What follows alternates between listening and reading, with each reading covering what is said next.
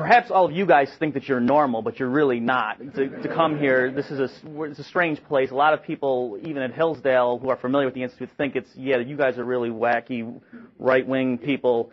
And so I was asking guys, can you proctor my exam on Thursday because we're flying down to the Institute? And they said, oh, what's it on? I said, oh, we're doing the economics of fascism. And I think they thought it was a strategy session, that we were going to come down. And so, so perhaps, for future reference, the economics of fascism, parentheses, we're against it. Something like that. But,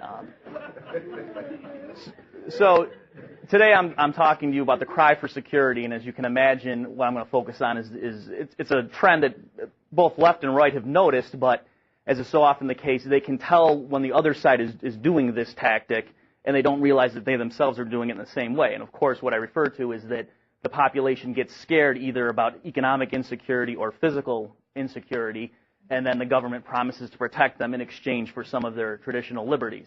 And as I say, the leftists are very good at realizing when the right does it in terms of people being afraid of foreign invaders or terrorists or even groups they don't like. So that, a leftist, if you said, oh, well, how come, people are, they're supporting all these oppressive measures against gays, and whether or not there are such oppressive measures, but it's, because people are afraid of them, and so the right-wingers take advantage of that fear, or that's why there's all the immigration restrictions, because the right-wingers know how to exploit the fears of the populace. And by the same token, the right-wingers are very good at realizing how, that FDR, when he instituted Social Security, he took advantage of the fears of the middle class and people whose savings had been wiped out and who couldn't find work. And again, so they're both very good at pointing out when the other side is doing it, and they don't realize that it's a more general phenomenon where the government, as Bob Higgs so often points out, whenever there's a crisis, they ratchet up their own power, and then it subsides a little bit when the crisis fades, but it never gets back to the pre-crisis level. So Mr. Rockwell yesterday talked about the way this worked when it came to Katrina and the subsequent hurricane. So let me just focus now on the economic area and then in terms of military attack. And again, the two sides are good at seeing when the other one does it. So when it comes to economics, of course, the classic example, it's right in the title, is Social Security. And what we're going to see is this alleged trade-off between liberty and security, or liberty and freedom, is in fact a false one, that there is no such trade-off, that those who give up their liberty in exchange for security get neither. And there's a two-pronged way that this operates. That on the one hand, it's that given everything else the government is doing, it's more than overwhelming what they're apparently claiming to do on that one issue in question. So when it comes to economics, for example, in the American case, people during the Depression, of course, were dispossessed and they could massive unemployment, and FDR promises them a New Deal and they go for it, and we institute Social Security because apparently the free market couldn't handle pensions and so on, and insurance programs in the free market wouldn't have been successful, and so that's why the government needs to come in and ensure that these things happen.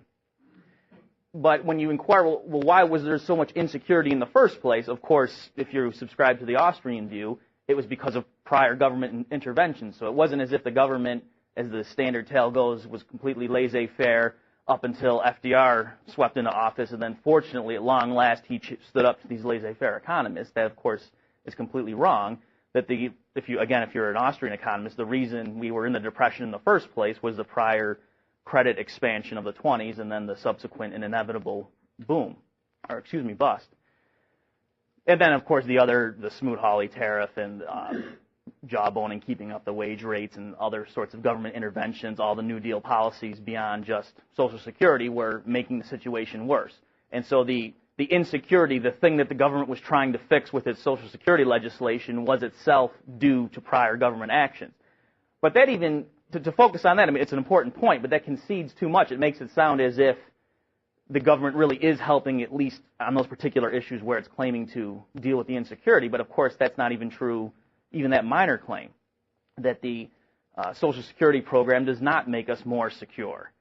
And it's, for this audience, I don't need to dwell too long on this point, but the obvious reason is that the Social Security legislation does not, at least the way it's practiced in this country, of course, it doesn't actually force you to save money that is then invested and so it can grow over time. So by the time you retire, your money has accumulated into a much larger fund that can then fund your retirement.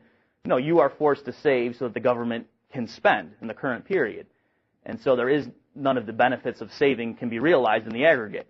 It would make more sense. It still would be a bad idea, but if the government simply required people to save some of their money in private insurance plans or pension plans, then you could understand an advocate of that thinking, okay, we're going to take care of the short-sightedness of these silly individuals left to their own devices, and the government's going to step in this way. We're going to avert the catastrophe that happened, that was manifested in the 1930s. But again, they don't even do that. They force people to save, and the government spends all that money in the current period. And what's interesting is, again, going along the earlier theme of how this alleged dichotomy where the one group thinks that the other side's doing it when it comes to economic issues, and the other side thinks that the other side's doing it when it comes to national security. It's interesting that I think if you ask the average American, where do you think Social Security programs started, they would probably think, oh, I don't know, in Sweden or some real tolerant nation or culture that's very leftist according to the standard terminology. But no, if the standard date or the standard period for when modern Social Security started was under Bismarck in Prussia, and it's not he's not usually considered to be a left winger, and it's just ironic that I remember when I myself first heard that I was surprised that the modern welfare state had its origins. I had this idea that at least if you were a militarist, you were a manly man, and you thought that those who couldn't hack it in the market should just starve to death or something, or they should just go drink more protein shakes. But no, that's not it at all. If you study history, that it's precisely the militaristic regimes that also foster the cradle to grave protection. And now, having seen more examples of this and seeing our so-called conservative president and all the proposals he's made, you realize that they're two sides of the same coin, that if the state is going to protect you from economic insecurity, from economic woes, and make sure that there's a guaranteed minimum baseline of comfort, well, then it's not. Why would you think that it's a completely different party who is going to be the ones to protect you from military or physical insecurity? And so it's not surprising in retrospect that that's where the modern Social Security and welfare state would have started. So we see again in the economic arena that the government claims to protect us from the insecurity of financial ups and downs and people who were short-sighted and didn't plan for their retirement.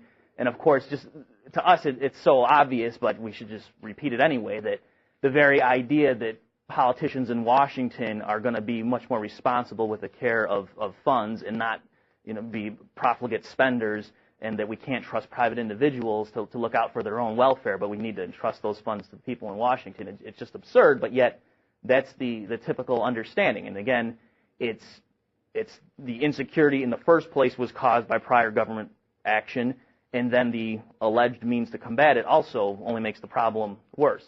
And I can't leave this point without addressing President Bush's own proposal. And I've written down that George Reisman has also made some points on this, and I'm sure some other people in the room. And just to refresh your memory, because it sort of lost momentum with the hurricane, but the idea was that Bush, again, because the Republicans like the market, right? If Kerry had won, then we would have a big government person in office. But fortunately, we have a friend of the free market in there. What he wants to do is take advantage of the benefits of the market. And we all realize, and conservative Republicans realize, that it's silly for the Social Security money just to get spent hand over fist by the government, that funds taken out of your paycheck for Social Security get spent in the current period. So the conservative pundits recognize that, and so then they support Bush's plan that instead of spending that money, what we're going to do is take some of it, not all of it, but some of it, and put it into the stock market. Now, you can understand the leftists going crazy over that. It would be hard to imagine a proposal that would offend them more than to take Social Security revenue and invest it in the stock market. I suppose if you wanted to invest it in the KKK, that would probably have offended them just a little bit more. But that just rankled them. And it's ironic, though, is their critique of why it was wrong was close to the right one, or as close to what my critique was. So that's why I'm going to say it was the right one. That and the way I think to see it clearly, or my particular complaint with Bush's plan, and there's all sorts of other things you could raise, for example, that even if everything else were fine with it, just look at the political leverage that would give Washington if they were controlling a fund of which would eventually be trillions of dollars, that they could just lean on individual corporations and say, you better play ball with us on some issue, or we're going to take your corporation out of the broad index that Social Security invests in, and that could make that firm's stock price plummet 50% overnight. So that's the kind of arbitrary power that would be at their hands if you instituted this. But beyond all that, just the basic idea is completely flawed, that if you're taking this revenue and instead of spending it now, we're going to take it and invest it. But yet at the same time, to placate his critics, Bush kept promising, I'm not going to cut one dime of other spending. Don't worry. This isn't going to jeopardize any of the social programs or our military programs. So where is that extra money going to come from? Oh, and he's also not going to raise taxes, of course, because, again, the Republicans are the friends of the economy. So he's going to have to borrow it. And so just let's say it's $100 billion, $100 billion coming in that normally the government would have spent and would have technically issued bonds to the Social Security Trust Fund. Instead of doing that now, they're going to take it and buy stock with it. But then that means they have $100 billion less to spend now than they otherwise would have. And so where's that going to come from? If they're not cutting spending and they're not raising taxes, well, then they have to borrow $100 billion more. And so all Bush's plan would do is take the $100 billion, let's say, lend it to the stock market or invest it in the stock market, and then go to the loan market and borrow an extra $100 billion to meet current spending needs. And so it's just a complete shell game. And to try to really get to the essence of it, because even that, it's very complicated and you're trying to picture it, if that is a good idea, and I've had people say it's a good idea, even when I explained it at that level, people would email me and say, well, no, it's just, you're right, there are transition costs, but once we get over those, then it's going to be self-funding. But again, that's like buying something with your credit card and thinking, well, yeah, there's the transition cost of when I'm getting the statements, but once I pay that off, the purchase, it takes care of itself. To see past all the complexity of it, if Bush's plan really were a good idea, then by the same token, why doesn't the government, in addition to whatever else it's doing, borrow an extra $1 trillion and then invest it in the stock market? And the government's only going to pay, 4 or 5% to get that extra $1 trillion, and it's going to make, on average, more than 4 or 5% in the stock market. And so the few points differential times $1 trillion, that's a lot of money that Bush just found out of nowhere. It's free money, just tens of billions of dollars lying around because of this brilliant plan. And if you put it in that terminology, if you think about it like that, most people would say, wait a minute, there just can't be tens of billions of dollars lying around that, why doesn't a corporation do that? Why doesn't somebody else think of that if there's just these billions of dollars lying around for free? And of course the reason is, well, it's risky that, yes, in general, the stock market has a higher return than the rate of return on a government bond or what the government would have to pay to people to borrow money from them, but it's possible it might not. And so once you take into account that fact, then it's, the risk premium that's determined in the financial markets, and it all balances out. So a corporation wouldn't just go out and willy-nilly borrow $1 trillion and then invest it thinking that's tens of billions that we're going to make for sure. And so that's what I mean when the Democrats and Ted Kennedy, when they're criticizing Bush's plan and saying, oh, it's too risky. I mean, I don't think they really see it the way I just explained it, but it's basically right.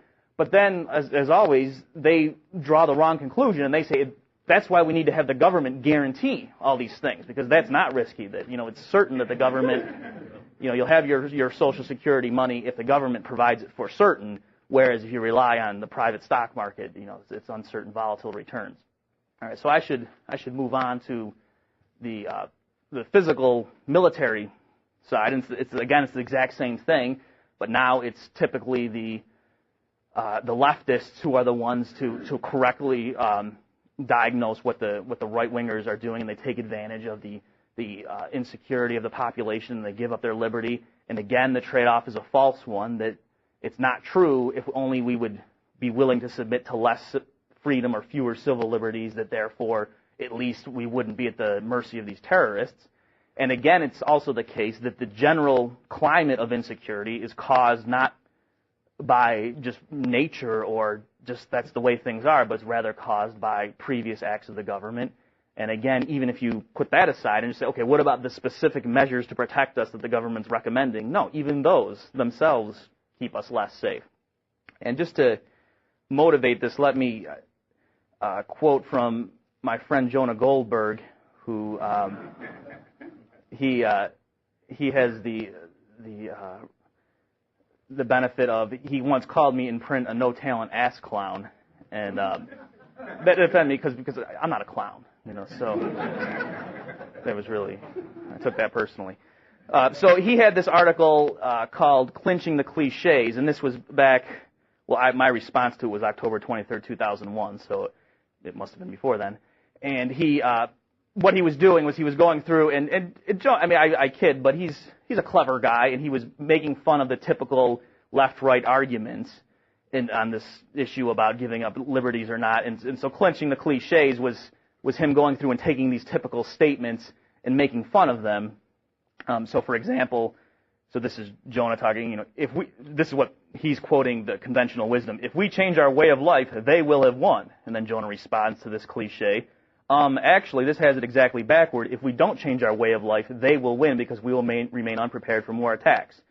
And then he goes on, and so he's quoting the cliche. Security cannot come at the expense of our liberties. And then Jonah says, what's security supposed to come at the expense of then? Sure, it would be a great world if we could say increased security will come at the expense of PBS, Brussels sprouts, and shopping carts with wobbly wheels, but the world doesn't work that way. Right? So it's very glib and it's cute, but Jonah does think the world works that, we have to give up our civil liberties, and that's the way we get increased security. And it's incorrect if you're all familiar with these claims, but that the reason the terrorists hate us, I personally don't think it's that they dislike our immodest women and that they hate our bicameral legislature, and that's why 19 guys would leave their families and come over here for 5 years and train just to knock down our buildings. I think maybe the reasons they themselves give might have something to do with it. But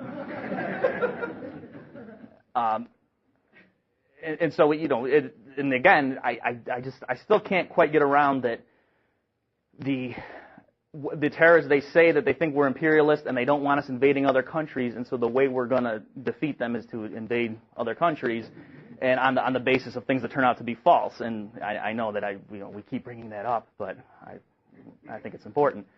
And again, I just also, in terms of these cliches, I might as well mention one of the ones that irks me is, I'm sure many of you have had this happen where you're discussing the war and you're very critical of Bush and so on, and then someone will get real haughty with you and say, it's ironic because our troops over there are defending the very freedom that you need to criticize the administration, and you're supposed to, but is it really true that Osama bin Laden or Saddam Hussein wanted to censor my ability to make fun of George Bush? I don't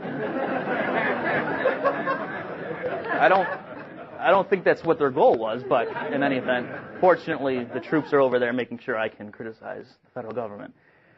So and then on to the specific issue that, okay, sure, and this is what other people will say to me, that, I grant you previous administrations have done silly things, and, especially, of course, it's always Bill Clinton's fault that, the Clinton administration really fumbled the ball and they should have done X, Y, and Z, and then we wouldn't have had September 11th. But given that that's all happened, given where we are now, and these people hate us, if we pull out now, we're gonna, it's not that they're all just gonna forgive us and we'll go their merry way. And so even there, it's still not the case that what the government is doing to protect us is actually successful. And I can remember, I don't know if it happened nationally, but certainly I was a graduate student at NYU at the time, September 11th attacks, and for a while there were troops walking around M16s in the street, and I remember thinking, okay, so this is what a police state is like. And some people, because of course, as you can imagine, NYU, they on the sidewalks outside, the people were writing in crayon, Bush is a terrorist and things like that. But beyond the graduate community, I think most people, and some even in my family, were saying, I feel safer knowing that these troops are around. And again, I guess I understand why it happens, and it's just to realize, because you see this old footage of, from the History Channel, the Hitler channel, that there, all these goose-stepping troops, and you wonder, how could those people have succumbed to this? But I think it must have been the case that a lot of them felt safer knowing that their boys were out there marching along and keeping them safe from the communists or the Jews or whoever that was the ones that they were afraid of.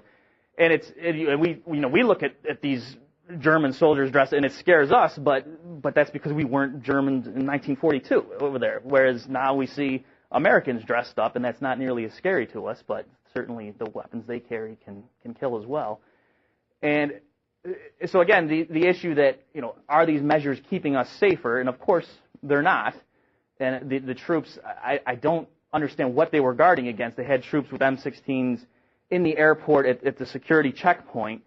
But 9/11, of course, wasn't 1,000 Arabs came and took over an airport. It was guys who went on an airplane with box cutters. So again, it's what are they guarding against? Or even, biological weapons. It's not that some guy's going to come in, with a canister that's got a skull and bones on it, and then he's just going to rush the security, and they're saying, if only we had an M16, we could have taken him out, but no. So it's just, again, the illusion of security when, in fact, that's not really keeping us safer. And specifically, people say, let me just very briefly sketch out, is, okay, well, what would, your free market do? Didn't the free market fail on September 11th? And again, no, it was the alleged safety measures of the government. It wasn't, if you had polled federal officials on September 10th and said, isn't it the case that right now we're woefully unprepared for a terrorist attack and that you, the government, have utterly failed us, I don't think they all would have said, yeah, you're right, we should all just resign. No, they'd say, no, we're keeping you safe and we're vigilant. And it was only after September 11th happened that people said, oh, yes, we're completely, it is crazy to be leaving security in the hands of these private companies. But again, it's very misleading because it wasn't a laissez-faire arrangement, and people have talked about that the flights, the people on the flights, the employees weren't armed, and that of course is federal regulations, and that guys with box cutters wouldn't have been any match if just one person on the plane had a gun, and that's certainly true. But even beyond that, just the different security measures, and we're so used now to the current arrangements, but back then there was pooled security. It's still like this at some airports where everyone goes through the same checkpoint, whereas now, at least at some airports that I've been to, each carrier has its own wing, so to speak, so that if you're flying Delta, that you're basically getting dealt with by Delta from start to finish. And so, but before, there was the common checkpoint, and so if you asked, well, why wouldn't these airlines institute their own security measures?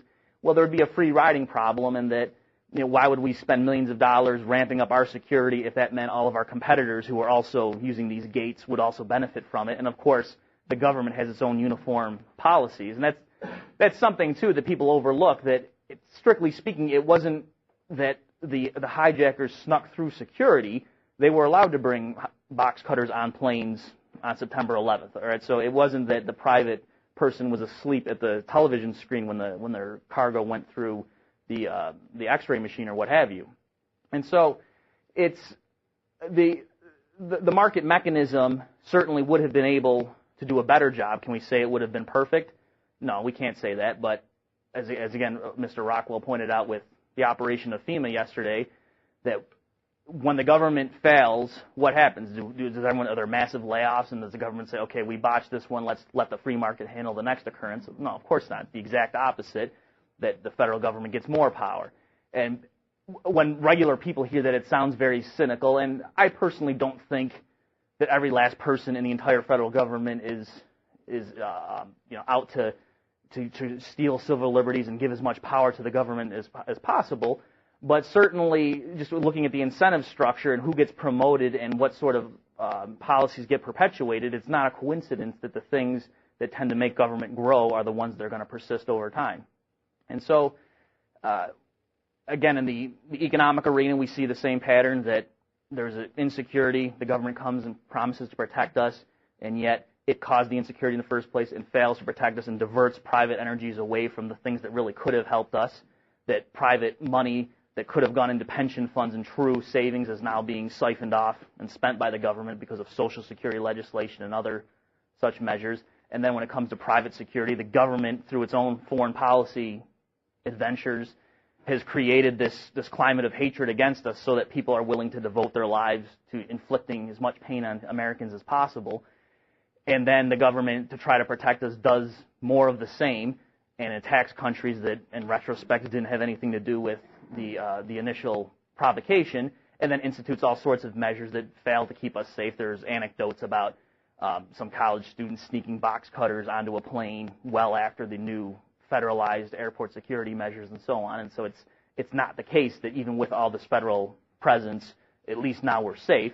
And yet, now, of course, with the Patriot Act, we have less liberty than we had before, and we're still unsafe, as the recent alarm in New York City shows. So it's all we can do is diagnose it and point to it. And I suppose you say, well, how are we going to fix the problem? How are things going to get better beyond just us pointing it out and we in this room can recognize it? I suppose there's nothing more one thing you can do is write checks to the Mises Institute. That's one thing to do.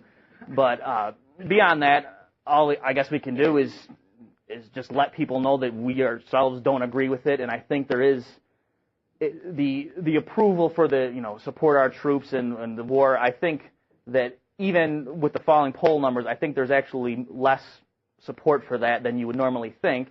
And in certain environments, I mentioned in an earlier speech here at the Institute that I was in the Atlanta airport with my wife, and when troops would come in, the entire airport would applaud them, and so we didn't, just little things like that. But I think a lot of the people, but even with my views, I felt very uncomfortable not applauding, and so I'm sure there were plenty of people applauding who really, that wouldn't have been their natural inclination, but they didn't want to be seen as a traitor.